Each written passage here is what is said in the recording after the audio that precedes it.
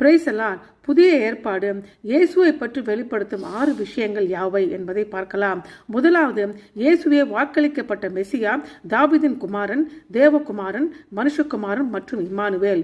இரண்டாவது, அநேக யூதர்கள், முக்கியமாக மத தலைவர்கள் இயேசுடைய ஊழியத்தை அங்கீகரிக்க தவறிவிட்டனர். மூன்றாவது, இயேசுவின் வாழ்க்கை, ஊழியம், மரணம், உயிர்த்தெழுதல் மற்றும் பரமேறுதல் ஆகியவற்றால் மெசியாவின் ராஜ்யம் ஏற்கனவே தொடங்கிவிட்டது.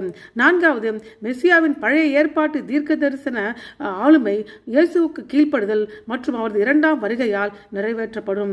ஐந்தாவது, திருச்சபை மற்றும் என்பது யூதர்கள் மற்றும் புறஜாதியர்கள் விசுவாசிகளின் சமூகம். அவர்கள் மட்டுமே ராஜ்யத்தின் சுவிசேஷத்திற்கு சாட்சிகள். ஆறாவது, இயேசுவின் உண்மையான சீஷர்கள் சோதனையை மேற்கொள்ள வேண்டும், உலகத்தின் துன்புறுத்தலை சகிக்க வேண்டும், நற்செய்தியின் சத்தியத்துக்கு சாட்சி கொடுக்க வேண்டும், இயேசுவின் நெறிமுறை கோரிக்கைக்கு அடிபணிந்து வாழ வேண்டும். ஆமென்.